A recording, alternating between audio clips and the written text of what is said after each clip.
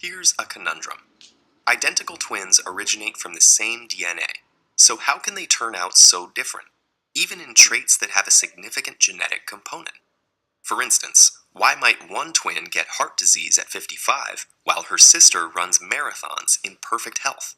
Nature versus nurture has a lot to do with it, but a deeper related answer can be found within something called epigenetics.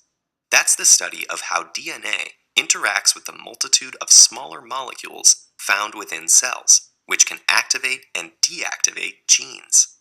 If you think of DNA as a recipe book, those molecules are largely what determine what gets cooked when. They aren't making any conscious choices themselves. Rather, their presence and concentration within cells makes the difference. So how does that work? Genes in DNA are expressed when they're read and transcribed into RNA, which is translated into proteins by structures called ribosomes. And proteins are much of what determines a cell's characteristics and function. Epigenetic changes can boost or interfere with the transcription of specific genes. The most common way interference happens is that DNA, or the proteins it's wrapped around, gets labeled with small chemical tags. The set of all of the chemical tags that are attached to the genome of a given cell is called the epigenome. Some of these, like a methyl group, inhibit gene expression by derailing the cellular transcription machinery or causing the DNA to coil more tightly, making it inaccessible. The gene is still there, but it's silent. Boosting transcription is essentially the opposite. Some chemical tags will unwind the DNA, making it easier to transcribe, which ramps up production of the associated protein. Epigenetic changes can survive cell division, which means that they could affect an organism for its entire life. Sometimes that's a good thing. Epigenetic changes are part of normal development. The cells in an embryo start with one master genome. As the cells divide, some genes are activated and others inhibited. Over time, through this epigenetic reprogramming, some cells develop into heart cells and others into liver cells. Each of the approximately 200 cell types in your body has essentially the same genome, but its own distinct epigenome.